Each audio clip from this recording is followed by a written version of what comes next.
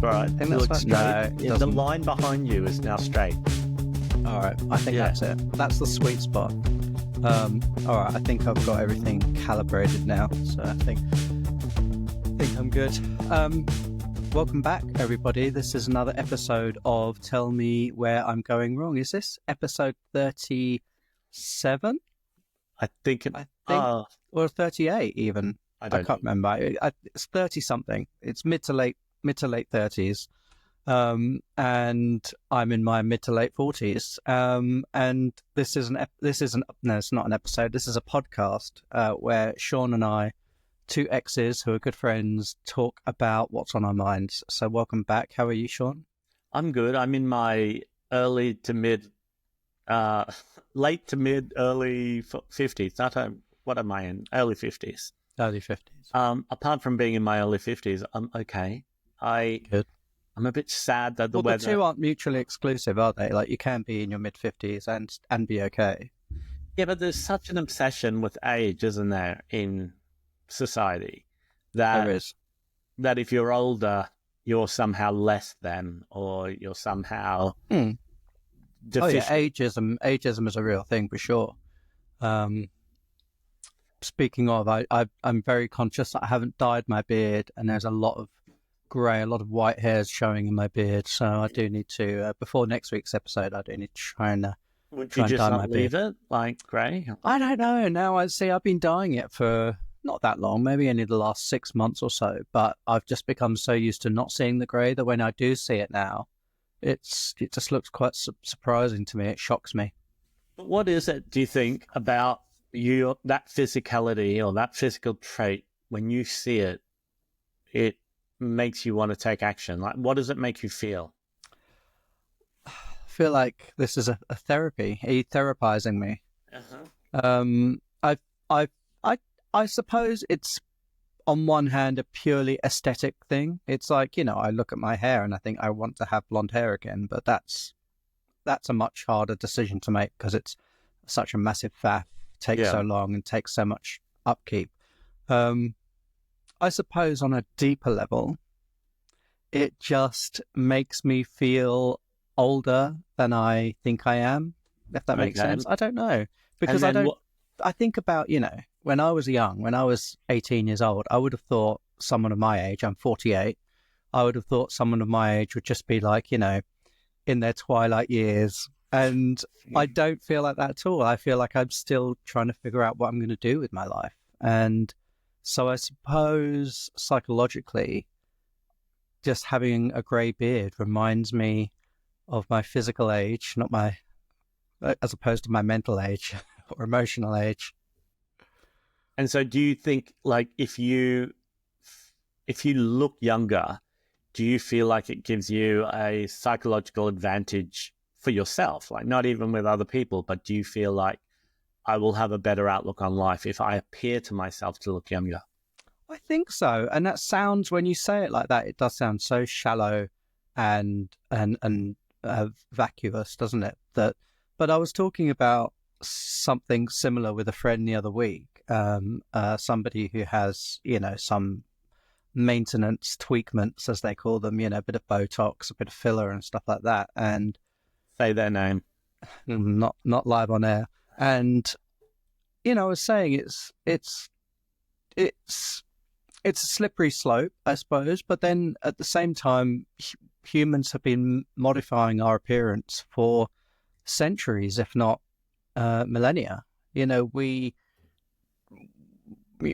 can find Egyptian artifacts that go back to so many hundreds of years ago that people were modifying their appearance then, and so it's nothing new. And even if we go, we were talking about going to the barber last week, even just going for a beard trim or a haircut is a form of modifying your appearance using the technology or the tools that humans have developed over the years. And so I don't know, it's sort of this whole obsession or this whole focus on trying to maintain a youthful appearance.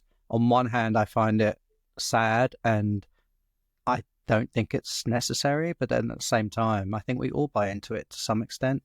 And also, we only think we look old because we've been socialized into understanding what old looks like.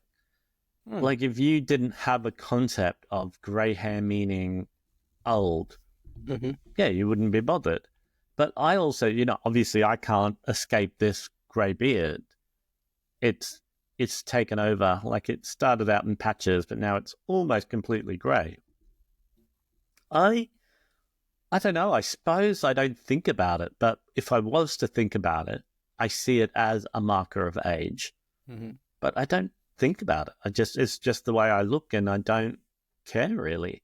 But there are other things that I do care about. Like anyone who has listened to this podcast for a while will know that I wear dentures.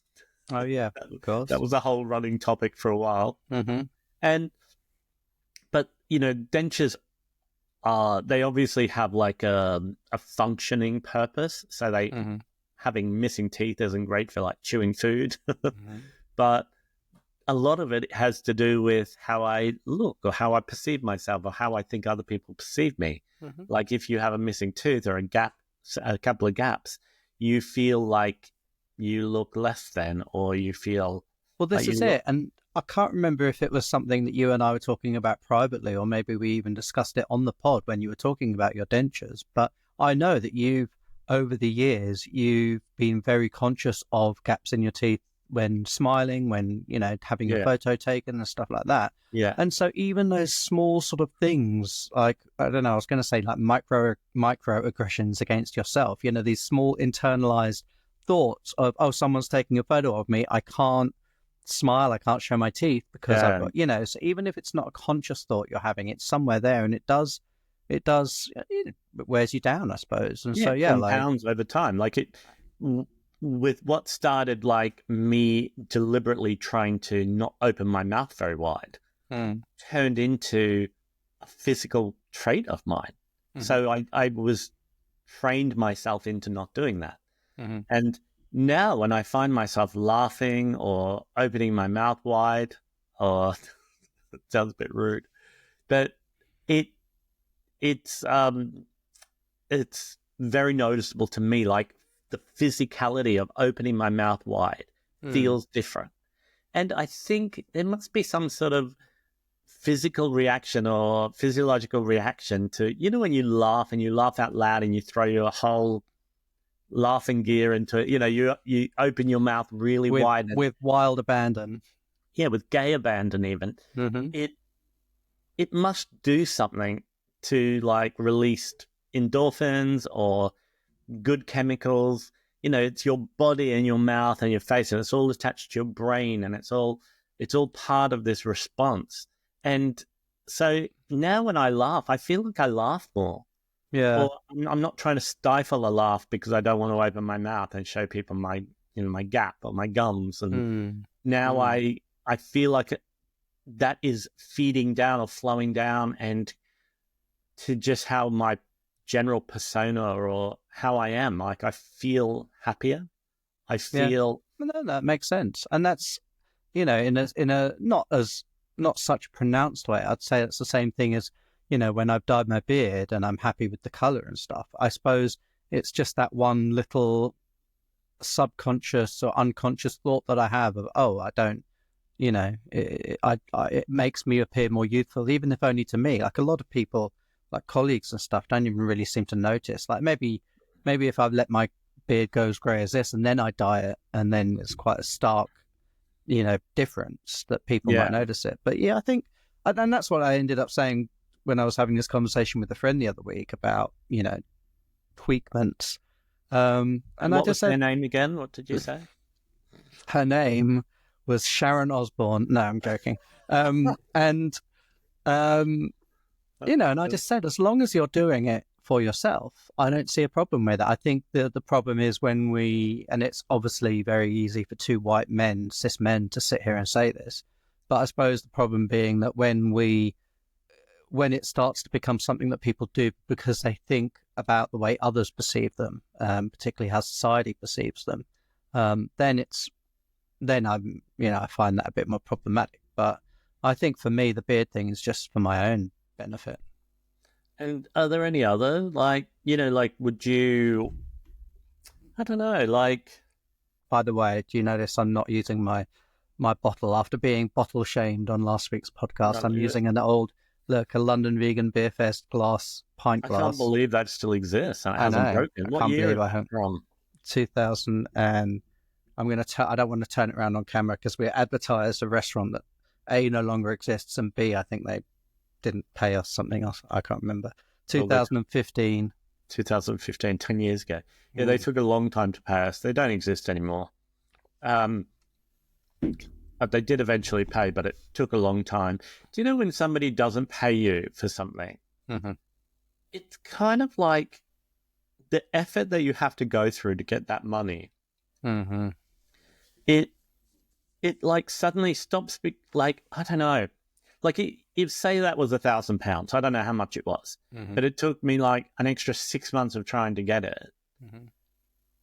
It is worth much more than £1,000 suddenly. Like, they should have to pay us more than that. Yeah, and I mean, legally there are avenues to get that. Like, as you know, like that small claim court experience you had getting money from that car. I don't even know what the legality is, whether we can name and shame them, because I assume it's public record if it's gone through the courts. But I talk about it all the time. I did a blog post about it. All right, so it's out there. Yeah, that's right. And I mean, he's a career criminal. Like, this isn't something up for debate. This is my opinion. He has been in a lot of trouble. He was featured on a segment of Crime Watch in the 90s. Oh, that's right. Why don't you just tell us, encapsulate the tale? There was this guy, and he ran a vegan drinks business. It was like an alternative to Bailey's. Say his name. Peter Smith. I mean, it even sounds like a made-up name. Sounds like a fake name, yeah. Right? And so he approached me and said, would I help him do marketing and PR and run his social media? After a couple of months, he hadn't paid me, and it was clear that he wasn't going to pay me. And so, but I finished off the original agreement because I wanted to have everything clear and above board and say, look, I did my part. He kept saying, oh, I'll pay you. It's coming soon. Money's coming soon. Never came. After, I can't remember how long, maybe about 6 months, Josh helped me file a claim through the small claims court. Mm-hmm. And I think by the time it got to court, I had to go to court. It was almost a year had passed. Yeah. Because the courts don't move quickly, obviously. No. But then that's what I was saying before, like when you were saying, like when you're chasing money, it's almost, it's worth more. But no, that's what I was going to say was when you go through the small claims court and you do pursue outstanding money, the court does award you interest on top of the original amount owed. Well, that's right. And so this man owed me £1,500. So there will be people listening to this that think, oh, that's not worth it. And this is how criminals or duplicitous people like this operate. It's usually amounts of money where people think it's not worth the hassle. It's just not worth the time, the effort involved, yeah. And you think if he does 10 of these scams a year, where he gets either money or goods and services to that value each time or more, it adds up. And like, that's why they call them career criminals or career crooks, because they make a living out of ripping people off or shortchanging people. He also did it to other people within the vegan community. He did it to the vegan cruise company that I used to be associated with. He took money from them. Vegan Life Live organizers, or one of the vegan Fest, shows, maybe Veg Fest. Mm-hmm. And he ended up taking a lot of money from a lot of people. And I went to court. In the first court hearing, they said that some paperwork hadn't been done correctly by either of us. That's what happens when you get me to help out. Well, it was the free labor that was my downfall. Well, no, neither of you had done it. I think it just wasn't. I don't think the process was made particularly clear. It wasn't. Yeah, it wasn't the fault of my legal counsel that it wasn't done. But then, so they said, okay, well, you need to set another date and come back. And the next date was, months later, yeah. Like either 6 or 8 months later. So eventually we got back to court and I had to go. And it's such a weird situation because you have to sit in a courtroom like Judge Judy, and the judge is there the other person's there, like Peter was there. You were there as like my support animal, my labradoodle, and you could sort of, this guy was allowed to cross-examine me, and I was so furious and so offended and so deeply, deeply aggrieved by him and his thievery, and the fact that he was there saying lies about me and just saying nonsense. I was shaking, like I was so furious. And he said, why haven't you brought every printout of anything that any communication between us ever, all these social media posts you claim to have done? And I said, because I've printed out the most important thing, which is you saying, I'm really happy with your job and I'm looking forward to paying you. I said, I've got multiple correspondences from you that say that. And the judge was like, yeah, that's all you need. Like, why are we even here? Like, the judge got a little bit annoyed. The judge went through the motions. Do you remember? Yeah, they were very methodical, but I think it was clear within sort of 45 minutes to an hour, I think it was quite clear that the judge was not particularly impressed with Peter Smith's defense, or, and when he questioned him and said, why didn't you pay Sean when you said you would? He said, well, I only told him that in an email because I'm scared of him, because he wields so much power in the vegan community, and I was scared of retribution from him. And I mean, I tried to be very detached, because judges don't want you putting on theatrics, do they? They want you to just be there and be factual.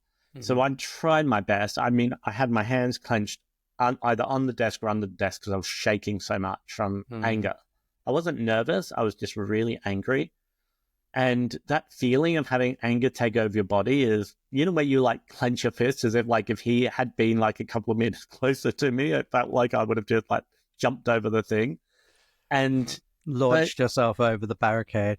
Yeah. And then anyway, so the judge was like, well, clearly, like it felt like to me when he made his ruling that it was almost like, are you people idiots? Of course you owe him this money. Yeah. And then he said, I'm going to give, I don't know, it was like an extra £300 on top for interest owed.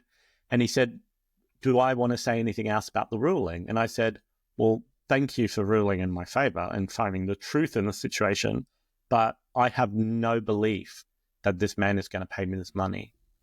Like, if it's taken this long and he's standing here and telling you these untruths, there is no way that he's going to pay. So I would like you, instead of telling me how much money he's got to give me, what the next step is for when he doesn't pay me by the deadline. And then this idiot stood up in court and said, oh, Your Honor, of course I respect your decision, and the decision of the court means so much to me, the law of this land. I live my life by the law of this land.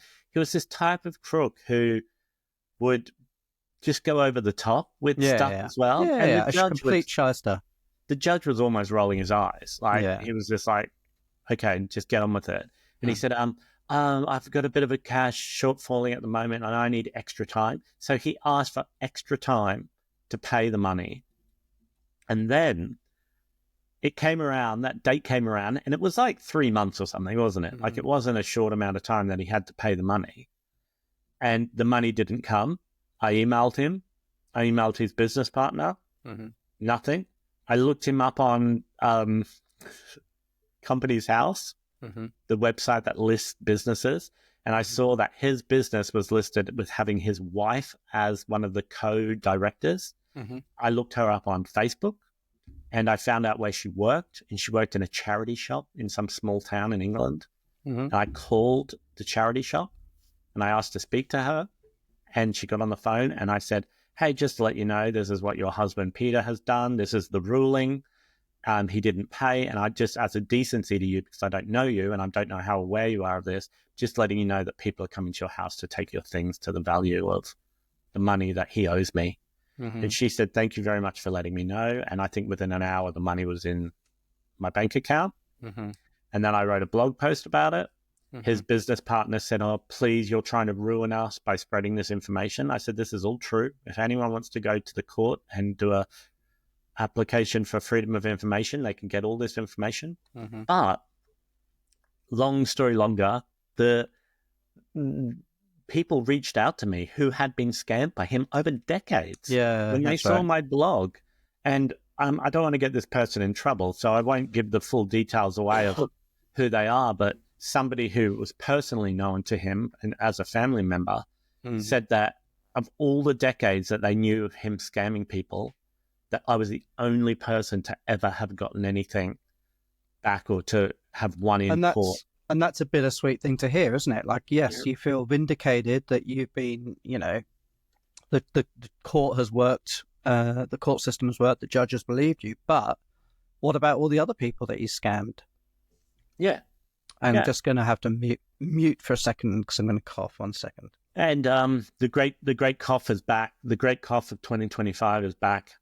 But I got that money. It caused me a lot of anguish. I mean, I remember after that first court case where the judge said, the first court appearance where the judge said, look, you haven't got all the papers in order, you need to go. I mean, I went outside and got in the car and burst into tears. It was so incredibly stressful. Well, it's so stressful, any interaction, well, for us, for people who don't normally have any interaction with the legal system, with, the criminal justice system, or anything like that. It's such a big deal to go into a court and stand before a judge. Even when you know in your heart of hearts that you're in the right, it's still a very intimidating thing to do. So, yeah. And that's why so many people don't do it, I guess. And then, there was this other guy who owed me money. There was this pub where I did some events with, and he ended up owing me money. And, of course, I have it in emails that he owes this to me.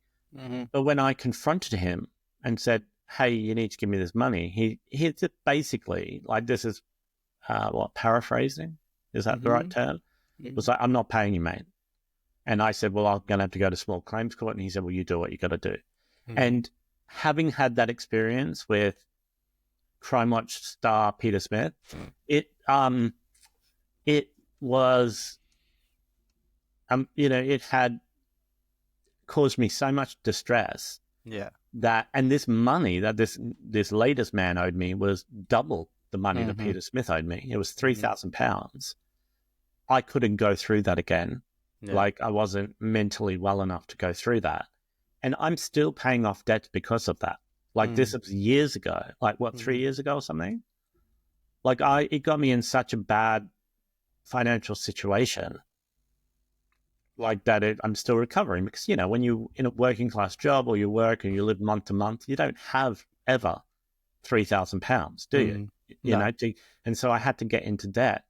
And it's so distressing and it annoys me. And every time I walk past this business, I think of it. I have to go past it all the time. It's in central London.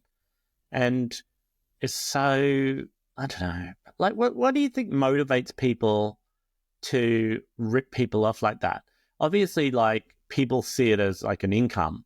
But this guy who ripped me off, this last guy, he, I believe, is very wealthy. I don't think he needs money. What do you think the motivation is? I suppose, so I don't know what's going on with my voice, my throat. It's not it's not return of the cough. I hope not. But I think obviously for some people it's a cash flow thing and they just prioritize. I don't know. I suppose they prioritize other things and they think some things just aren't as important if they don't get paid. I think in some cases there's probably an element of power play, asserting your power, or to go even deeper than that, it's probably about sort of their own demons and their need to feel superior to other people or to feel like they are holding some sway over other people's lives. Yeah. Hang on, I need another sip of water. I don't know what's going on today. And, the guy from Peter Smith, the guy with the vegan Baileys. No, his family members sent me the YouTube video of him being on Crime Watch from the 90s. And it was this scam that he used to run where he would take payment from people and then say that the truck had been either lost or robbed on the road. And just to be clear, this wasn't the vegan Bailey's business. This was another business. Is before. I mean, this is 30, 40 years ago. Yeah. So this was other types of things he was delivering or claiming to deliver. So he would take payment, and then he would say the truck went missing, or it was seized by customs, or the European Union took it, or whatever the lie was. And this story went through his whole life. So even when he took money from this vegan cruise company and sold them, I don't know, like 100 bottles of the vegan Baileys. When that didn't show up, he wrote back and said, oh, the truck went missing, or the truck was robbed, or the same story that was on Crime Watch from the 90s. And so this is somebody who... What do you think, that this would be exhausting to live like this? Well, I don't know. I was going to say there are so many reasons why people do it. Another thing is that some people are just pathological liars. Yeah. Like, they're compulsive pathological liars. For some people, it could be a form of narcissism as well. There are so many different reasons why people would do it. I don't think it's always just about making money out of people. I think there's another element to it. You can understand why somebody in a very precarious situation in life, who couldn't make ends meet, you can understand why they would be drawn towards criminal activity where you can make money for money out of people.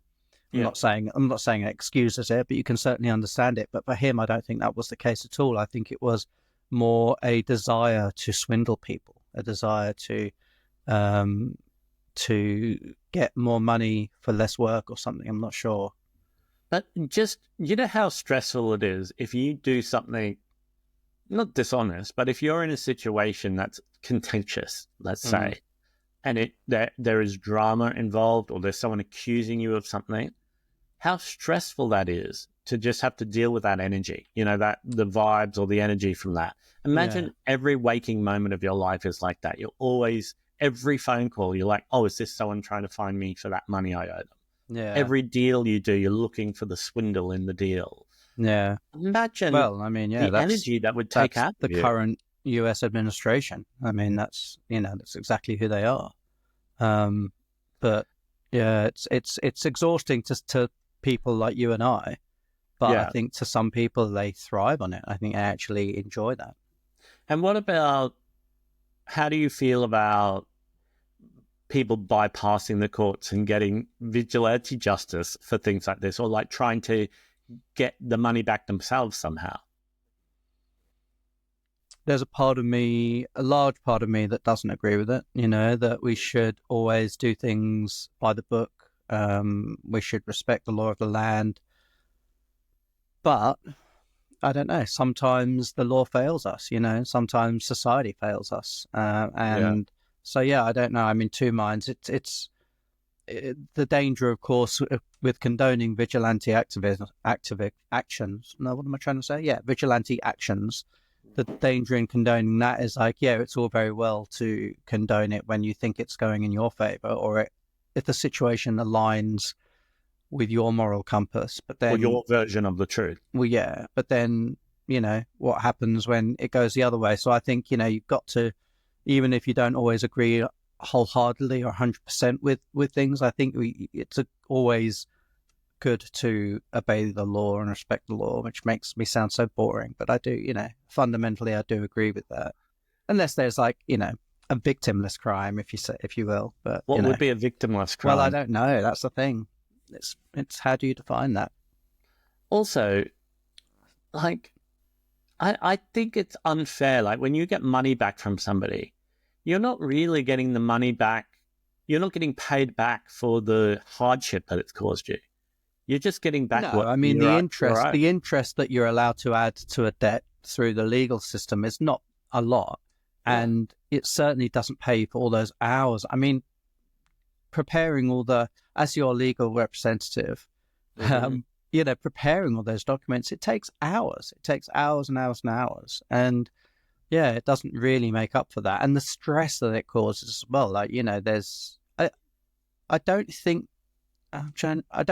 within the legal system there is any form of monetary compensation for the stress or anything, is there? I think it's not purely... in the small claims court. I think if you were like like taking legal action against someone who slandered you or libeled you, I think it's called in the UK. I think then you can, because it's like reputational. What do you call it? I can't even think of reputational damage. Reputational damage. I was getting representational, and I was like, what am I talking about? Yeah, like, because you can add other sorts of damages claims to that. But small claims court, it's really just the money you're owed plus the interest on that money, depending on how long it's overdue. Yeah, there's no avenue for any further compensation on, hardship, stress, etc. And like, I felt bad calling Peter's wife at work, because from what I could gather, she had nothing to do with it. No, but unfortunately, if she's listed on Companies House as being a co-owner, or I don't remember what her role was in the company, co-director, I think, co-director of the company, that's part of his scam, though. You know what I mean? Like, he's put her on there to try and deflect blame or accountability from himself. And it was clear after I did the blog post and I heard from members of her family that it in my opinion, it sounded like she was a victim of his as well. Yeah, but I think, without wanting to sound too heartless, that's her journey, and that's her realization to come to. And I hope that she has come to it, and I hope that she's decided to have no further dealings with him. What do you think where do you think he is now? What's he doing? Oh, who fucking knows? The way there seems to be no proper justice in the world. I'd say he's probably fucking retired, living in a nice villa in Spain or something. But I hope he doesn't sleep at night. He might not be alive anymore. How long ago was that? 10 years ago? No. And he would have been maybe about 9 years ago. He would have been in his 60s, right? Yes. Like, he would have been in his mid to late 60s, for sure. Yeah. Like, he didn't look like in his 50s, like I do. In his early to mid, late to mid, early 50s. Yeah, so he looked up. So he might actually not. But isn't it like, what is it inside me that wants not revenge, but I want him to understand? But it doesn't matter, because he's a crook and he doesn't care, or he wouldn't have done it in the first place. But there's something like, when I walk past that pub with that dude that didn't pay me, I think I want him to know what it feels like, or what inconvenience he's caused me, or what hardship he's caused me. Why do I want him to know when he doesn't care? It's just that sense of justice or injustice, I think. It's very frustrating. I had a situation at work on Saturday where it's, when I step back and look at the bigger picture, it's so ridiculously inconsequential. Especially like if we think about, what Brian Cox was talking about in last week's, or the quote you said from Brian Cox in last week's podcast episode about how one day all of this will be nothing anyway. I mean, it just seems so inconsequential. And it continues to not happen forever. Forever, exactly. And so, when you think of it, or even if you just think on a global scale, you just take a step back and think of us on this little rock hurtling through space. You just think, why do I even waste a nanosecond? But it's just that sense of, the microcosm, the microcosmic, is that the word? Is that the adjective? The microcosmic things that happen in our lives are just, well, no, let me rephrase it. Those small things that happen in our lives, they're just microcosms of much larger injustice that we see in the world. And so I suppose the point is, you try and address injustice wherever you see it in your life. So whether that's on a grand scale, whether it's like, institutionalized racism, sexism, homophobia, transphobia that's embedded in structures and systems that govern us, or whether it's, if I see somebody drop a litter on the street, I get very riled up. Or, if somebody tries to scam you, you get riled up. And it's just, I suppose, injustice. It was Martin Luther King Jr., wasn't it? It said injustice anywhere is a threat to justice everywhere. And I don't know if it was him who said that. I don't know. I think it was him. But, and I think that's true in a way, like you can't not disown, but you have to own injustice, no matter how seemingly small it might be. You have to own that, or you have to take responsibility for it. Yeah.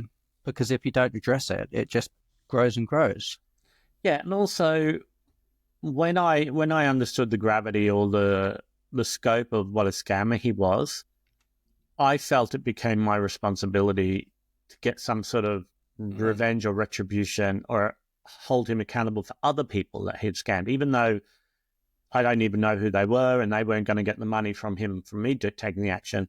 It just kind of felt like holding him accountable in a small way in the name of these other people as well. Yeah, absolutely. Yeah. Anyway, we shouldn't dwell on it because it may be perceived as being rather negative, and we don't want to have a negative episode. What about I was talking to Hill and his family this week, and how do you feel about talking about payback and, like, retribution?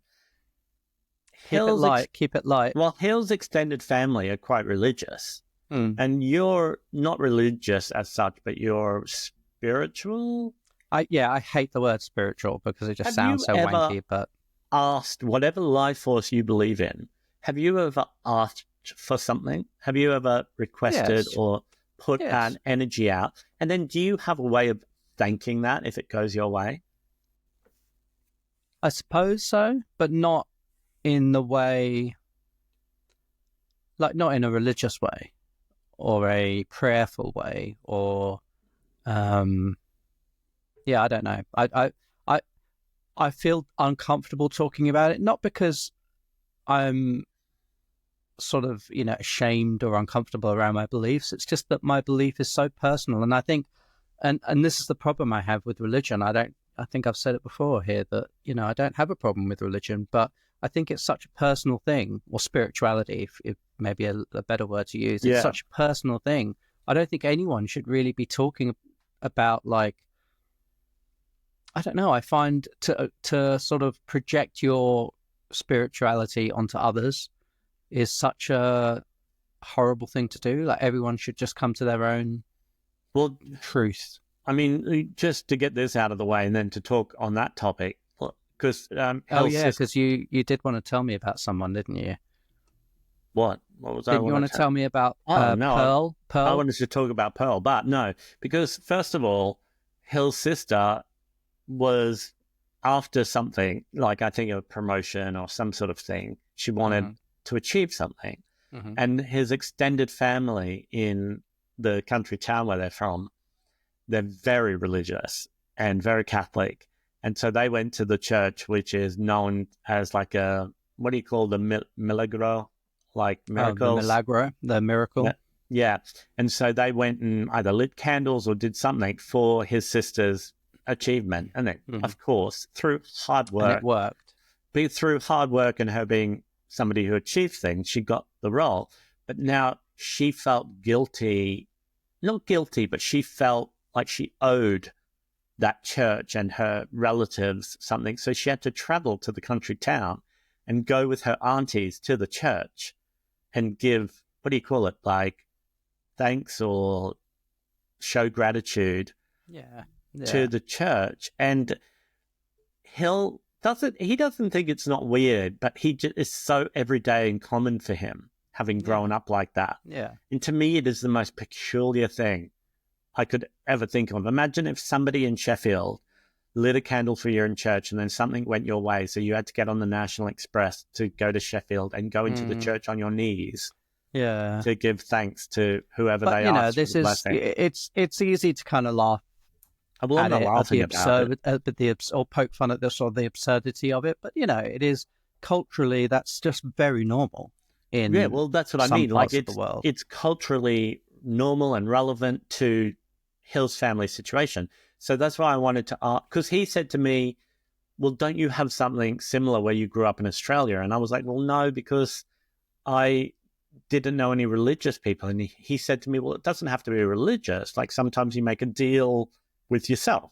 Like, oh, if I do this and I achieve it, I get this reward.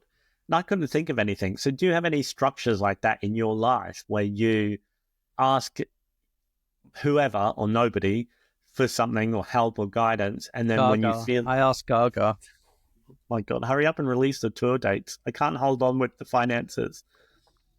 Oh, Yeah, let's pray. Let us pray to Gaga now that she releases her own tour schedule. thoughts and prayers. Mm-hmm. So yeah, you don't have anything like that I you. do, but I don't. Like I say, it's so personal to me that I don't really think there's any point in me discussing it because it's not something that I would want anyone else to think is right or wrong. It's so personal to me that I don't think.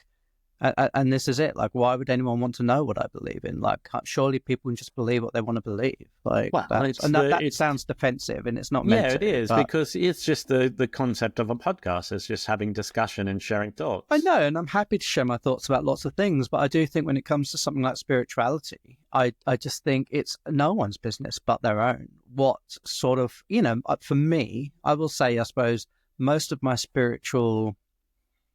I hate the word. It just sounds like the wrong word. But yeah, spirituality is around nature. It's around plants and it's around natural environments and being around nature. That for me is a spiritual experience. That to me is my church, Do you know what winds me up? This is really tenuously connected. Have you seen that ad on TV for M&M's candy? I know where this is going. No, I don't. And it's like this guy comes over to visit his girlfriend's family at like a family barbecue. And he's got all like tattoos all on his face and his arms of like different plants and like flowers, like these black and white graphic designs. And the M&M says to him, oh, what's up with the, there are adult or human-sized M&Ms at this barbecue as well. And one of them says, what's up with the ink? And he goes, oh, I study botany. I'm really into botany. And then the joke is, oh, well, the father's got a pair of pruning scissors in his hand. And he goes, oh, that's great. Come and help me prune these bushes. And so it's like he's accepted to the family because he's into plants and the dad's into plants. And just this weird, it's a really weird ad. Every time I see it, I think of you. Like that you're just into botany. It's, if somebody was to say to me, if they didn't know you and to describe you, well, what are you into? And I think it's a big part of your personality. It is. And I suppose, that does relate directly to what I was saying. I jokingly, half jokingly say, yeah, nature or the natural world is my church. And I suppose that in the same way that religious communities come together, I suppose I do gravitate towards other people in some ways who have that similar connection to nature, in the same way that, a Christian person may gravitate towards other people, Christians in the community, or, Well, I don't know. Talking of religion, do you know this singer, can you see that? David Archuleta? No. He looks vaguely familiar. Okay, so he was on, he's a pop star, and he was on American Idol season 7, the second season of American Idol. So a long time ago. He's been in the public eye a long time.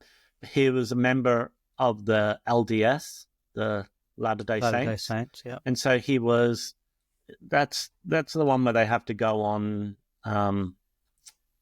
what do you call it when you go to other countries to talk about like missionary work? Yeah, that's the one where they go, yeah, but they don't call it that, right? They call it, what do they call it? There's a certain word where they go on, what do you call, what's the term? I don't know. I just think missionary when you go to another country and try and spread the word of religion. Is that missionary work? Oh, yeah, but there's a certain word. Yeah, I can't remember what the word is. But anyway, he became very famous. He sold a lot of records. He was a pop star. He went and did whatever the placement was, the religious work placement, I think in Chile, for 2 years maybe. They go around knocking on doors. But he then came into realization about his queerness and his being gay, and he went and he was very heavily involved in the church. And he went back to, I suppose, in Utah and met with church elders and said, look, this is my reality. I don't know like, is there a place for me in the church? I want to keep serving my faith. And they were just like, no, this is not compatible. Really? He said that he had, suicidal ideation and considered ending his life from the trauma. And then his mum and him decided to leave the church for his protection, for his mental health. And it's fascinating. Like, it's that how strong faith and religious constructs have over people, that, he had to make that decision, and his mum couldn't even really stay in the church. She made the choice to leave. But anyway, it's seems to have a happier vibe for his life at the moment. He's still making pop records. He's just released a song, and it's a really joyous, queer, sort of sexy love song, and it's really nice. And the music video came out 2 days ago. It's called Creme Brulee. It's very camp. It's kind of like a gay man version of Espresso by Sabrina Carpenter. It's got the same sound. But I've put it on the playlist to play at the open mic on the weekend. Okay, along with the entire Gaga album, I hope. Oh yeah, well I have to like split that up in between. But I'm not putting the Gaga song on that you plan on performing. Okay.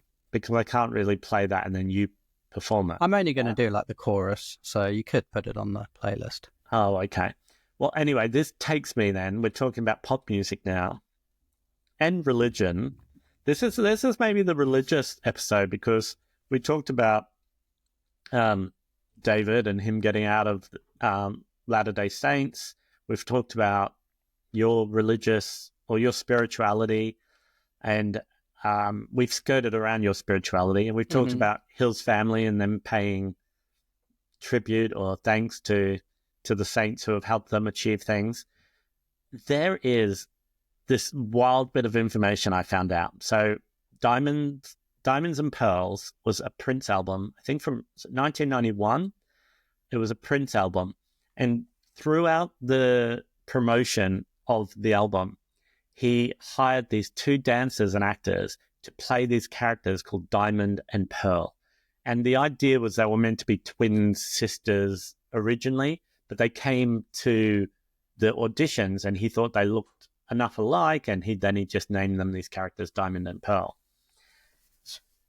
I've always wondered what happened to them. They were in a few music videos. They were in like the Get Off music video. They went on tour with him. When I saw the Diamonds and Pearls World Tour in Brisbane, they were on stage dancing with him. I found out that the woman who played Pearl she became like a born-again Christian, and she was having a crisis of conscience or whatever it was happening, like an emotional turmoil in her life. And she had a chance encounter. She was praying for a sign from God, and she met a Christian biker gang as she was praying for a sign from God. And they convinced her to explore her Christianity. Was this while she was touring with Prince? No, this is long after. Okay. Because it's so wild. Like, she had so many different sort of career highlights, if you will. Like, after she toured with Prince, she got into acting. She was in 14 episodes of the Buffy TV show. She was a recurring character that a lot of people are really familiar with her from that. They'd have no idea she was a Prince backup dancer. She was part of the dance crew or backing dancing team for Pet Shop Boys World Tour. Okay. Before she was with Prince, she was in, I think she'd been in dozens and dozens and like over 50 or 60 music videos as a dancer. And one of them was Shake Your Love by Debbie Gibson. Wow. So she'd been in a lot of things, but then she rejected showbiz and became born-again Christian. But then she got back into, her name, by the way, I don't know how you pronounce her first name, but it's Robia, like Robia. But I've never heard it said out loud. How would you pronounce that as a first name? I don't know. Robia? Robia? Robia? I have no idea. No idea. Lamorte. But I think maybe she got married and her last name is Scott now professionally. But Robia. And she then got back into acting, but she started then starring in these like made by Christian media companies, like movies to do with like anti-abortion movies, like drama shows for like cable TV. And she now is also a life coach and a weight management coach, using Christianity as the lens or the structure for her program.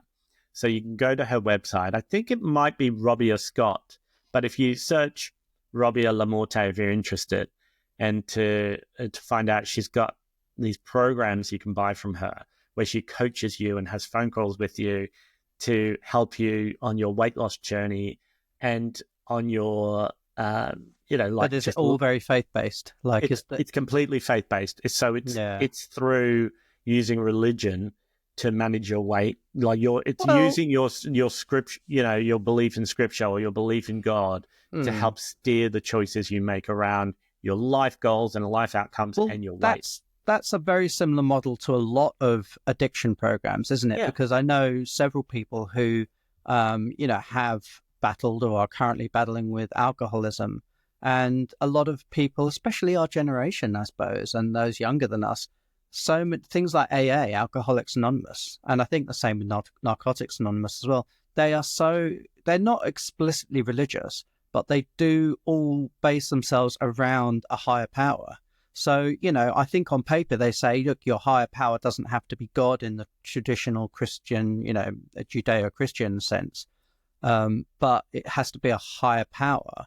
And I think that puts a lot of people off. So, I mean, it's in some ways, it's kind of, it makes a funny story, and it's easy to sort of laugh at the Pearl or Robbie Scott, whatever, name you want to use, that it's funny. But then I suppose it's not that different to something like Alcoholics Anonymous, except, of course, that she's clearly just trying to make money from it.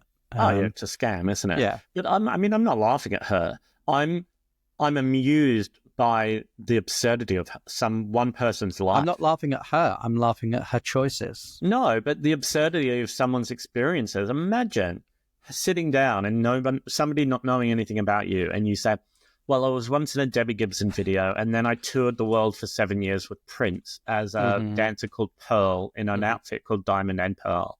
And then I went on tour with the Pet Shop Boys. I'm not sure if you're familiar with them. And then I was praying on the side of a freeway, and then a Christian biker gang stopped and chatted to me and asked me what I was doing. And I said, I'm looking for a sign from God. And they said, well, we are a Christian biker gang. It is like, you couldn't make this story up and make it sound believable. Absurd, isn't it? But anyway, do you have any memories of Diamond and Pearl? Well, I was just going to say, can you clarify for me what the lyrics are in the song Diamonds and Pearls? Because I know he says, if I gave you diamonds and pearls, would you be a happy boy or a girl? Is that right? Okay. Because I was like, is that the right lyric? When you're not sure. Yeah. Okay. So, and do you think, because I mean, there are so many rumors around Prince that he was bisexual, perhaps. Do you think that the song, do you think the lyric there was intended to be sort of construed in that sense? No, I think it was about spirituality and materialism. So that was always my reading of it as a Prince fan. And I think it was about like, even if he gave you everything he could in the world, like everything you dream of, like diamonds and pearls and like all these material things, would you actually be happy? Yeah. And so I don't think it was well, the chorus ends with, all I can do is give you my love, isn't it? Isn't that how the chorus ends? Yeah. And that's, I suppose he's saying that it's all about love. It's not about material wealth. Yeah. And it's like looking for I suppose, the purity in life and understanding. Like he says, which one of us is right if we always fight? Why can't we just let love decide? And is it, who's doing the backing vocals on that song? Rosie Gaines. Okay, because I was going to say, that's not Diamond or Pearl, is it? No, do you know Rosie Gaines? Rosie Gaines, yeah. And so they have fascinating stories, like all of the band members. Like, what was so fascinating, but the whole Diamonds and Pearls thing, Diamond and Pearl, is so fascinating to me that they just came in and auditioned as dancers, and then that was their job for years. I think they were with Prince for many years. Mm. And they were on world tours, multiple world tours. They were in about 5 or 6 music videos. And Wow. And what about Diamond? Do you know anything about Diamond? no, I was reading about her. There wasn't as much information about her. And then I went down a Robia Lamorte rabbit hole where I just, like, there was so much information about her. You went pearl diving. If Diamond and or Pearl are watching and would like to add like some updates about how you're doing or how, I don't even know. Maybe they'd like to talk. Maybe they'd like to talk to us about our relationship with God and our fluctuating weight. We were in talking of religion and campaigning for people to become more religious. We were in Seven Sisters the other day on Saturday, and somebody approached Hill and in Spanish said to him, "God loves you," and tried to hand him a flyer, and he just said, "Oh no, thank you." But you know, when you go to certain parts of London, it's like just constant. Remind me why you were going to Seven Sisters. We went to go to have. I thought if I went to Seven Sisters Market, there was an Ethiopian restaurant that I wanted to go to. Oh, that's right. Yeah, I made a mistake. It wasn't in Seven Sisters Market. It was in Nag's Head Market on Seven Sisters Road, which is like a 20-minute bus ride away. I mean, London is so huge.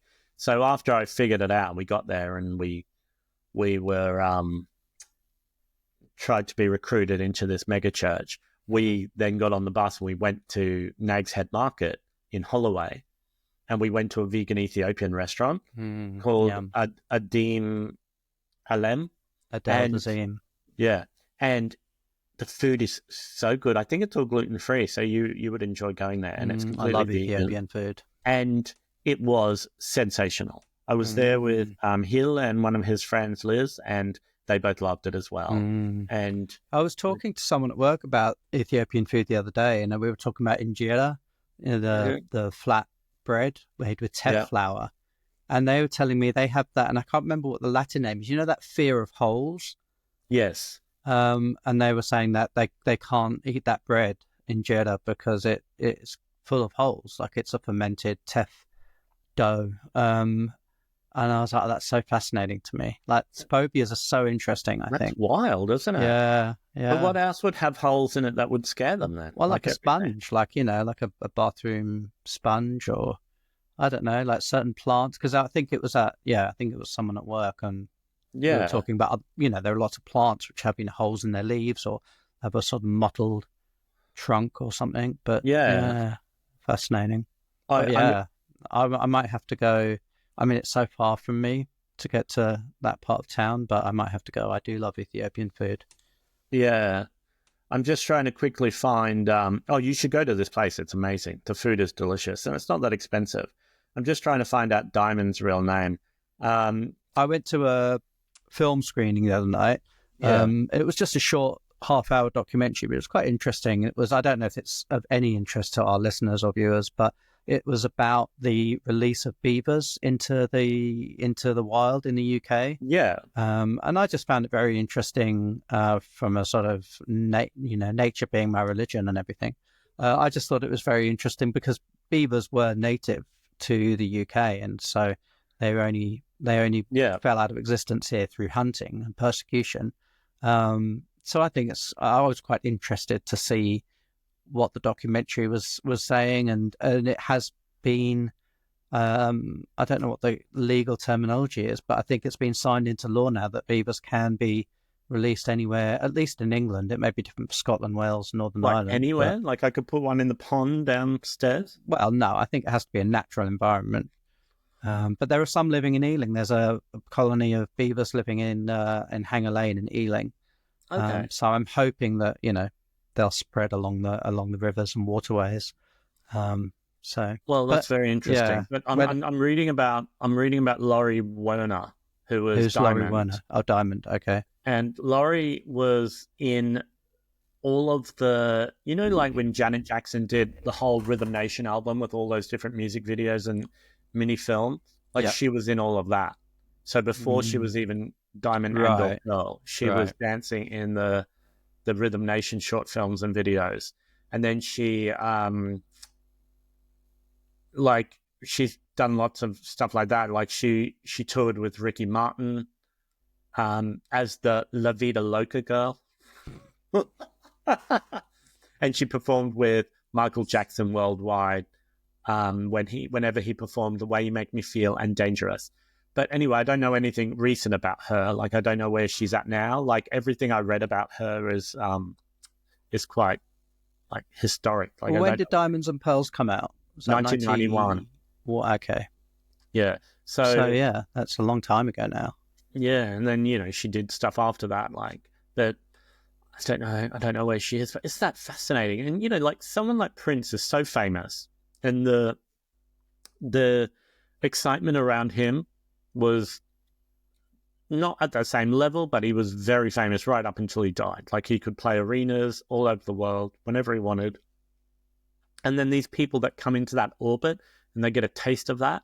Like, I wonder what life is like after that, after you come out of that orbit of somebody like that, where you're, you know, for 5 years straight, you know, you're in front of like 18,000 people in arenas all over the world, dancing, people screaming for the production you're in, maybe not necessarily for you.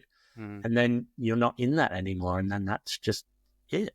Like, I think about that with Donna DeLorean and Nikki Harris.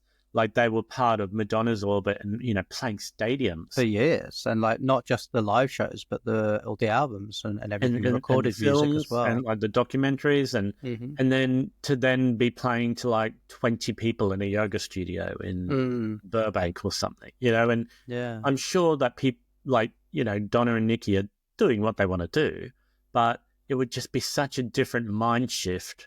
You know, like how you center yourself would have to change so much from going from that hyper realistic, like weird, like energy of being on stage with someone like Prince or Madonna and having tens of thousands of people screaming, and then to be like sort of almost unknown again, you know, outside of that. Oh, yeah. I mean, yeah, you could walk. I think both Nikki and Donna could walk down most high streets, you know, without being recognized, or very not frequently recognized anyway. Yeah. So yeah, that would mess you up a little bit, wouldn't it, to go from one extreme to another like that? Yeah. And then I wonder with like Laurie and Robbie, Diamond and Pearl, I wonder if any Prince fans recognized them. Like, I wonder if people... I mean, some would, I'm sure, like that, because Prince did have a lot of really intense super fans, like super fans. So I'm sure there'd be some, but maybe I could write to Robbie and get some faith-based weight management assistance, perhaps under that guise, but then try and talk to her about Prince. You put her in touch with Peter Smith, perhaps.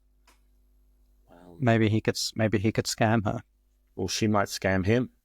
She might sell him like a package deal, like a booklet about losing weight or coach his life.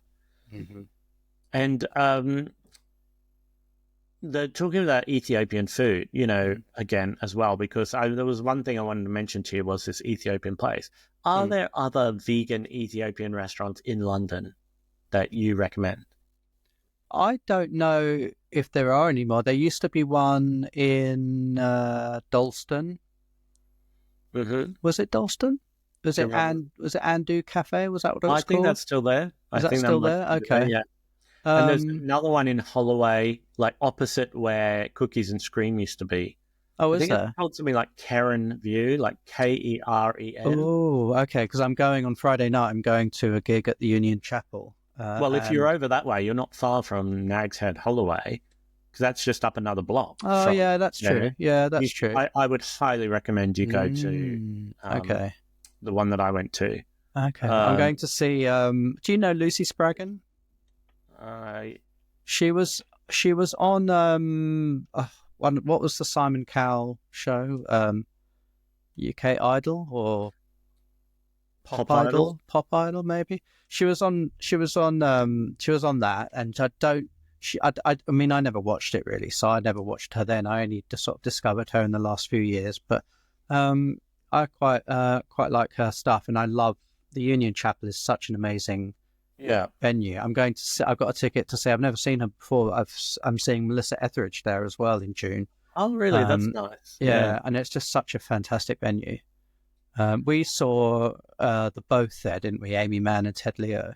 Yeah, and I think we've maybe seen Amy Mann there outside of that as well. Maybe we've seen Lloyd. Yeah, I've seen Lloyd Cole there. Were you there with the Lloyd Cole gig with me where he played the Prince song? It was shortly after Prince died, and he had all his lighting set to purple, and he played Prince music before and after the show through the speakers, and he did a Prince cover. Which song did he do?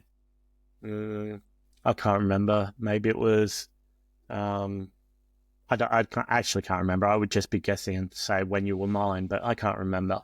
Okay. I don't remember him doing a Prince cover. But I'm just reading about Lucy, and it was X Factor. Oh, right, X Factor. Right. Lucy was on. Mm-hmm. And she had quite a horrible experience with it, which only has come out in the last, 12 months, if that.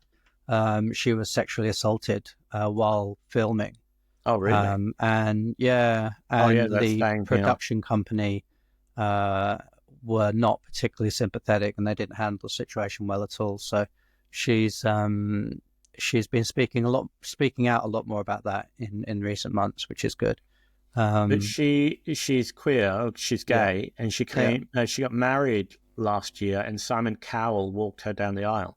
So yeah, Simon, she's talked about this. She's released a book, which I haven't read, but actually I might see if there's an audio version of that. But she said that, she wrote a letter to Simon Cowell when she's, because we all know what it's like when you survive an abusive situation. You often don't deal with it at the time, or even in the months or years afterwards. Often later in life, you get to a point where you're sort of, your body or your mind just gets to a point where it can't go on anymore without confronting it. And I think that's what happened to her several years ago. And she wrote to Simon Cowell and she said, I felt really let down by the production company and by you. And I think, I don't have much love for Simon Cowell. He's not somebody I would really want to look into very much. But to his credit, I think he did sort of say, look, I accept responsibility. And anyway, they've become good friends now. When I went to see Lucy last year, the year before at Shepherd's Bush Empire, he was in the balcony there. Oh, and talking of, we've got to get tickets for Gene when they go on sale this week. Yes, on Friday they go on sale, don't they? Yeah. Hammersmith. Yeah, I can't believe, because they for our listeners who don't know who they are, they were a 90s. I suppose they were lumped in with the whole Britpop. Like indie rock band. Kind of Smiths inspired. And they broke up in the 90s, I think. Or in maybe the it would have been early noughties, yeah. And in the last few years, Martin Roster's released music solo. He's done a lot of solo shows that Sean and I have been to. But there's been a lot of sort of ill will expressed between members online, I think, or particularly between the other three members and Martin, the lead singer. There was a lot of... He did his farewell shows, his retirement shows that we went to. Yes. He retired and he said, I'm never performing again solo or with Gene. Right. And so we went to these shows, and now a couple of years later, well, we could say some things, Sue, but that's not for now. Well, they they could all have another falling out between now and October anyway. So, well, people are allowed to change their mind, but yes, I also think if you're a performer and you put the art out into the world, I think it would be a hard thing to let that go forever. I think even when he announced his farewell tours, a lot of us felt that this can't really be the goodbye. Yeah, knowing that he's a performer and he had such a connection with his audience, I always felt like there was a chance that he would come back. But yeah, I mean, they came out. It's going to be the 30th anniversary of their first album, right? Is that right? Yeah, I was at their first ever gig because I met Steve, the guitarist. I met him at an Elastica show, and he said, "I'm in a band. We've got our first gig, this next Saturday or something at the Water Rats in King's Cross." And I was at their first ever gig. And so, yeah, I have to go and see them when they Did reform. they sound like them then? Did the songs sound? Yeah, they sounded good. I remember songs like For the Dead they were doing, from early on. I mean, I love all of their records. I when that was announced and I messaged you about it, I listened to their entire back catalogue, album to album in order, chronological order, and I love it all. I still listen to it. Yeah, and I always lament the fact that Martin's solo album is not on any of the streaming platforms. I think I've got the CD, but I don't have a CD player anymore. So maybe he'll put them online at some point. Anyway, we should wrap up, and just remind our listeners or viewers, please, to subscribe, leave us comments, share our podcast with your friends and your family. If that's something you want to share. You can find me online at joshandthejumpstarts.com. You can find my music online under that name as well. So please do give that a listen. What about you, Sean? People can go to fatgayvegan.com where most of my information is. And currently trying to raise money for Made in Hackney. My friend Nivi, who co-owns a vegan cheese company, is running the Hackney Half Marathon, and you can sponsor him, and that money is going directly to the vegan food security charity that I work for, Made in Hackney. So there's a link. We'll put a link for that in the show notes. Yeah, and if you know anything about Diamond from Diamond and Pearl and would like to give us an update, please do. Or if you'd like to share any of your spiritual beliefs or practices, or how you say thanks to the universe for rewarding your good behavior, please leave those comments. We want more comments. Like, we want to see what people are saying. Comment. Even if it's a comment to say, fuck you or something like that. Or like Michelle, where she just writes, the gooch is Gucci. Yes, exactly. So thanks for that, all Michelle. All comments are good comments. But we'll be back in your feeds this time next week. Until then, take care. Bye. Bye-bye.